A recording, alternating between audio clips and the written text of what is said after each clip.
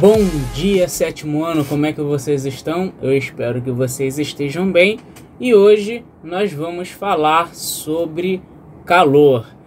Gente, chegamos na parte onde a gente vai começar a desmistificar, a diferenciar alguns erros que nós sempre cometemos no nosso cotidiano. Não quer dizer que a partir de hoje a gente vai sair corrigindo as pessoas na rua quando elas falarem algumas frases que vocês vão ver aqui hoje.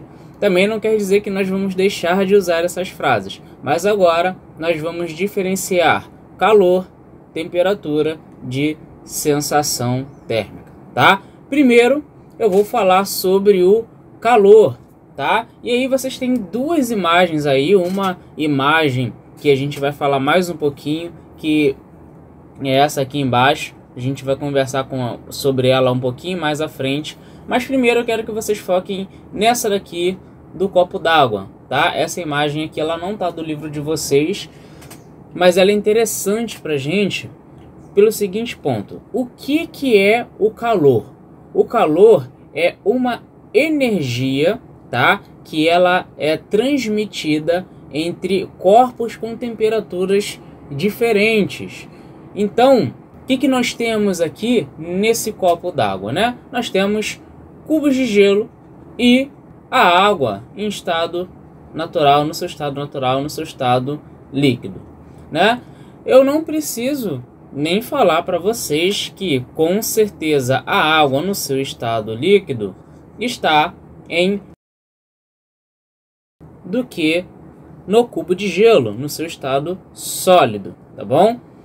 A gente vai falar sobre as mudanças de estado da matéria, tá? E a influência que o calor tem nisso, ainda essa aula, mas isso é um conceito básico, né? Claro que o gelo, ele tá numa temperatura menor do que a água no seu estado líquido. E aí, esse gelo, quando entra em contato com a água, com o suco, com aquela Coca-Cola geladinha que a gente gosta, o que acontece com ele? Ele começa a ceder temperatura, ele começa a ceder energia para água. E é essa energia que ele começa a ceder para a água que nós chamamos de calor, tá? E isso acontece em tudo. Por exemplo, o corpo humano, ele tem uma temperatura natural, tá? O corpo humano de um adulto saudável tem temperatura de aproximadamente ali 37 graus Celsius, tá? E pode ser, né, principalmente na nossa maravilhosa cidade do Rio de Janeiro, que a temperatura ela esteja acima dos 37 graus Celsius, que é a temperatura nossa corporal. Então, o que vai acontecer nesses dias, né? Um exemplo, a gente está ali com o ar, né, com o ambiente a 40 graus Celsius e o nosso corpo, né, a temperatura, nós estamos saudáveis, nossa temperatura corporal está a 37. Nós vamos ganhar ali, né, o ambiente ele vai ceder um pouco de temperatura para gente, né, ceder calor para gente. E aí a nossa temperatura corporal pode elevar um pouquinho, tá bom? Então, coisas como hoje está muito calor, ou na Rússia, na Antártida, não faz calor. São frases que a gente costuma usar no nosso dia a dia, mas são frases que não faz sentido, tá bom? Porque o calor é exatamente essa troca de energia. Então, sim, gente, na Rússia, na Antártida, seja em qualquer lugar, por mais frio, entre muitas aspas, né, que seja esse local, existe sim calor, tá? Só o fato, por exemplo, de você encostar em um cubo de gelo, o que você está fazendo ali é transferir temperatura para esse cubo de gelo. Você está cedendo temperatura para esse cubo de gelo. Então, o que está acontecendo ali? Troca de calor, troca de energia, né? Então, sim, tem calor presente ali, tá bom? Então, vamos ver o que o livro fala sobre isso, né? Lá na página 23 está dizendo o seguinte: calor é a energia térmica em trânsito devido à diferença de temperatura. Flui espontaneamente do sistema de temperatura mais alta para a de temperatura mais baixa. É preciso saber distinguir bem essas grandezas, calor e temperatura, tá? Como eu expliquei, né? Quanto maior for a temperatura, ela vai ceder ali para um corpo de menor, que possui, né, menor temperatura. Então, temos que tomar bastante cuidado com termos calor e temperatura, pois é comum ouvirmos expressões como hoje está muito calor, para indicar que o dia está quente, ou seja, temperatura elevada. Uma outra frase: na Rússia não faz calor, para indicar baixas temperaturas.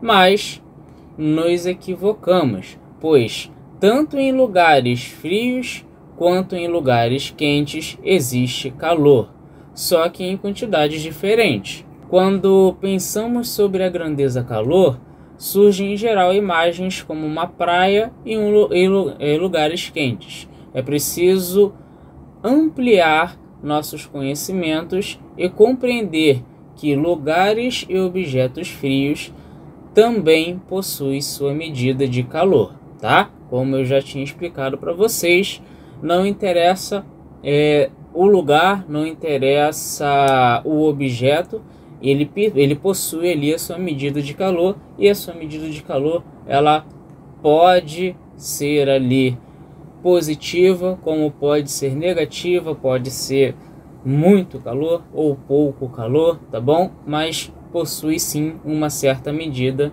de calor. E quando falamos sobre temperatura, nós vimos que a temperatura, ela é o que? Ela é a agitação das moléculas, tá bom? Então, diferenciando calor é a transferência de energia que há entre corpos com temperaturas diferentes, tá? O calor, a grandeza que mede calor é a caloria, tá? Ou cal. Então, calor, cal, tá? Como o calor é uma energia, então nós podemos transformar em joule, tá? Um cal é igual a 4,184 joule, tá?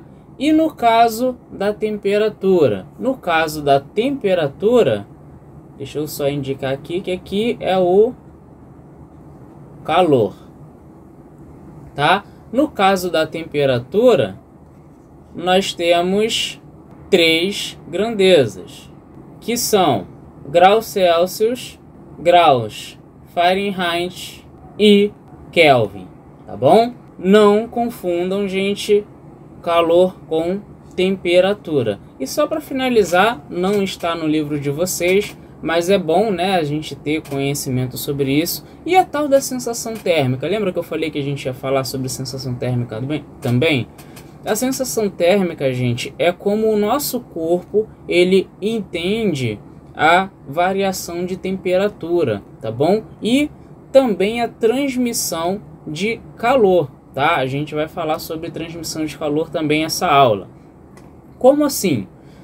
Vamos supor, né, que você esteja num dia bem ensolarado e aí o tipo de transmissão, né, que o sol ele faz, né, a transmissão de calor pelo sol é a irradiação.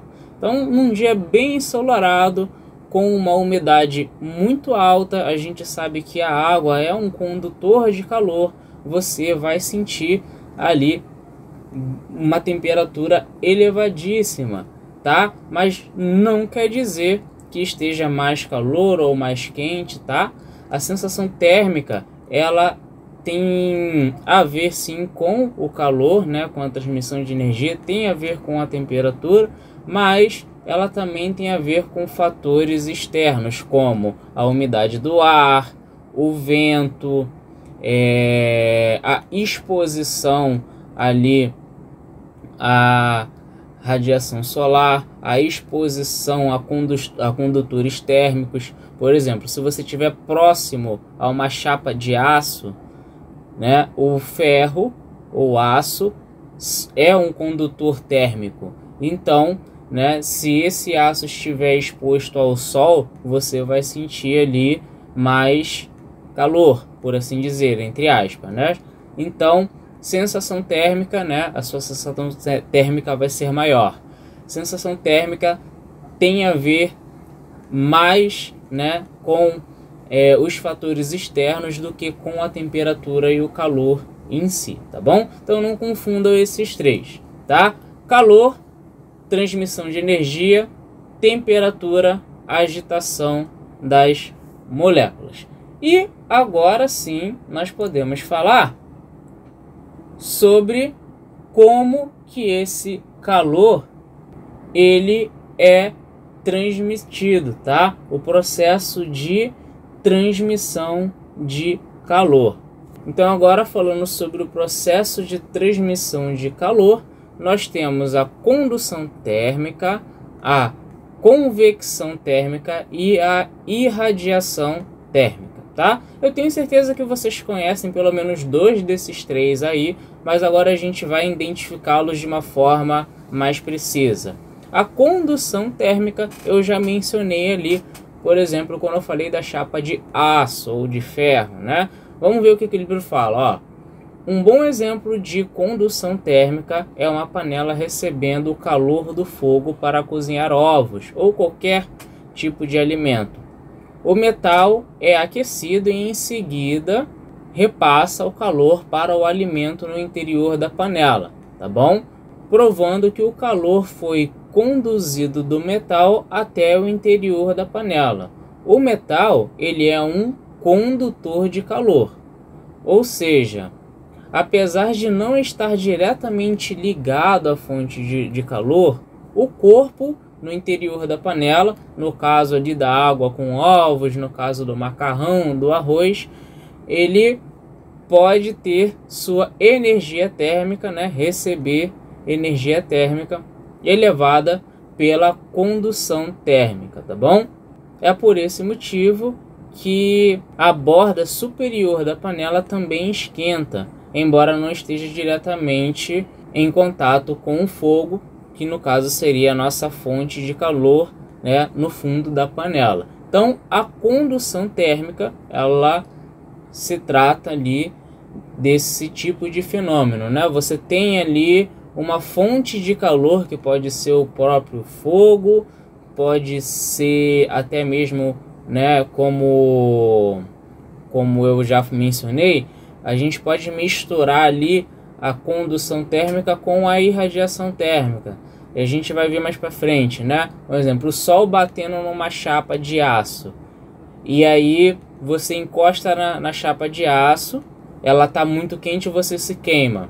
Foi irradiação, né? Essa transmissão térmica foi por irradiação ou foi por condução? Nesse caso foi por condução, porque não foi o sol que te queimou, foi a chapa de aço ali que estava recebendo uma fonte de calor e o corpo ali, como disse ali no interior da panela, no caso não vai ser uma panela, vai ser a chapa de aço, o corpo ali que trocou o calor com a chapa de aço foi a sua mão, tá? Existem diversos exemplos, a condução térmica ela se dá dessa forma, tá bom? É um contato indireto, tá? Entre o condutor de calor, tá? A fonte de calor e o corpo que vai receber ali a energia térmica, né? O calor. Convecção térmica, tá? O segundo que a gente vai ver. Esse é mais comum da gente perceber no nosso dia a dia na geladeira, tá? Vamos ver o porquê. É a transmissão de calor através de fluidos, isto é, através de líquidos e gases.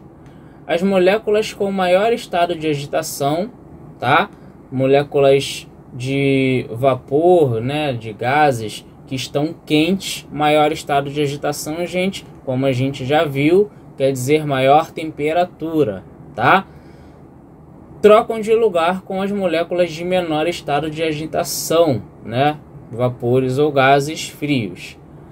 De maneira simples, podemos verificar na prática esse fenômeno em algumas geladeiras, pois criam correntes de convecção nas quais o ar quente sobe e o ar frio desce. Essa troca permite que a temperatura no interior das geladeiras seja baixa, e é por esse motivo que o congelador se encontra na parte superior. Então, quem nunca abriu o congelador, né, da sua geladeira e viu, né, que quando você abriu desce aquela fumacinha branca, né, bem geladinha, é exatamente por conta da convecção térmica, né? E dessa última parte ali que a gente viu, né, o ar gelado, né, o vapor gelado, ele tende a descer, tá bom? A irradiação térmica, a gente já falou sobre ela. A irradiação térmica, ela se trata da propagação de calor, né, em que a energia térmica é transmitida através de ondas eletromagnéticas, ou seja, a energia é transmitida sem a necessidade de um meio material, pois o calor se propaga por ondas eletromagnéticas. Um bom exemplo disso é a irradiação do Sol, como eu já falei. Recebemos sua luz, que são ondas eletromagnéticas. O corpo ou objeto que emite a energia radiante é chamado de emissor ou radiador. E o que recebe é o receptor. Um outro exemplo do nosso dia a dia é o micro-ondas. Nele, os alimentos são aquecidos sem haver, né, o contato com a fonte radiante, né, com o objeto irradiado o alimento, tá? Então você coloca ali a sua comidinha dentro do micro-ondas, nada ali vai encostar, não vai ter uma labareda ali, não precisa ter uma panela. Na verdade, não coloquem panelas no micro-ondas, porque dá problema, dá explosões. Não façam isso. Então você coloca ali seu pratinho no micro-ondas e por conta da irradiação ali, da radiação que ele emite, o alimento ele vai aquecer, tá? Bem como algumas vezes o vidro também aquece, o pote. Então tomem bastante cuidado com o micro-ondas. E todos esses tipos de transmissão de calor causam um efeito na matéria, tá? E para finalizar a aula de hoje, nós vamos ver que efeitos são esses. Então, falando sobre o estado físico da matéria, a gente vai usar a água como exemplo, que é um bom condutor térmico. A gente consegue, existem vários estudos, né, sobre as mudanças de estado físico da água, então é bem mais fácil de começar a estudar pela água. Nós temos ali o cubo de gelo, tá? Temos a água no seu estado líquido e temos a água no seu estado gasoso. Então vamos começar com a condensação. O que seria a condensação? Condensação representa a passagem do estado gasoso para o estado líquido, tá? Essa condensação, ela também pode ser chamada de liquefação, tá bom? Temos a solidificação. A solidificação é um processo que é mais conhecido, né? Que é quando nós passamos ali do estado líquido para o estado sólido, tá? A gente costuma dizer que a água congelou, que o suco congelou, que a Coca-Cola congelou, tá bom? Mas no caso, né, cientificamente falando, fisicamente falando, o que houve foi um processo de solidificação. Temos também a fusão. A fusão é o inverso, né?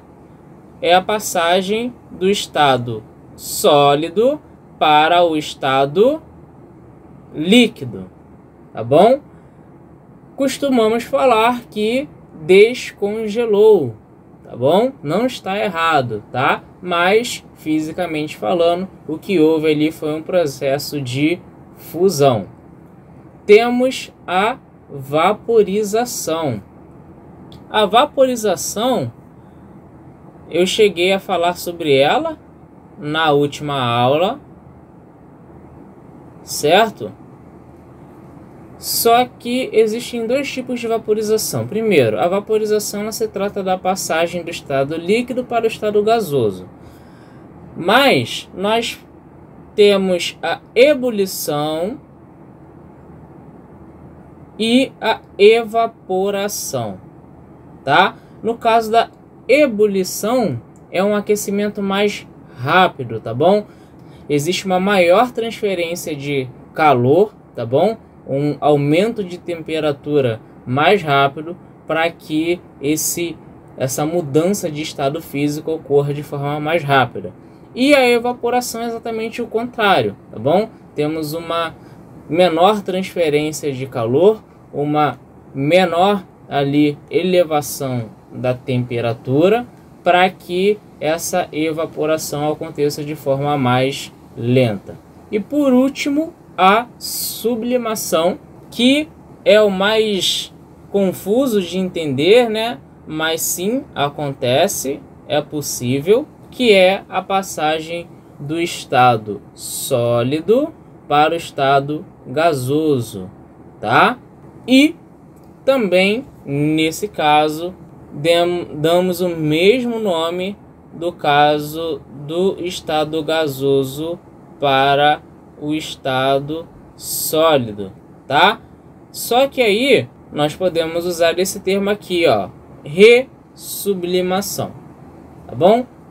Um exemplo de sublimação, e esse exemplo eu lembro que era usado na época que eu estava na 7ª série, na verdade na 8ª série, né, que hoje em dia é o 7º ano de vocês. Um exemplo de sublimação é aquelas pedrinhas que geralmente a vovó bota lá no guarda-roupa para não dar barata, tá? Eu até esqueci o nome daquelas pedrinhas, depois eu posso até pesquisar e falar para vocês. É uma pedrinha que ela solta um odor característico lá, que realmente ela afasta os insetos. Só que ela está no estado sólido, tá? E em contato com a temperatura ambiente, ela começa a passar para o estado gasoso. Por isso que ela libera esse odor. Beleza, gente? Então, essa parte aqui, eu acho bom que vocês copiem, porque eu não tirei do livro de vocês, tá? Então, é interessante que vocês deem um pause aí no vídeo e copiem essa parte aqui, tá? E com isso nós finalizamos a aula de hoje, tá, gente? Eu peço desculpa novamente por não estar com câmera, eu estou com um problema seríssimo com o meu celular, mas eu tô aí me esforçando para tentar passar o conteúdo para vocês da melhor forma possível, beleza? Qualquer dúvida que vocês tiverem, entre em contato comigo. A gente parou o nosso conteúdo do livro na página 28, tá? Na próxima aula a gente vai começar a falar ali sobre dilatação térmica, ou dependendo, né, a gente já vai começar a fazer revisão aí, fazer algumas considerações do que a gente já estudou, para que a gente se prepare para as avaliações, tá bom? Eu vou ver ainda qual que vai ser melhor para vocês, se é continuar a matéria ou a gente revisar, tá bom? Sem mais enrolação, um abraço para todo mundo e até a próxima aula.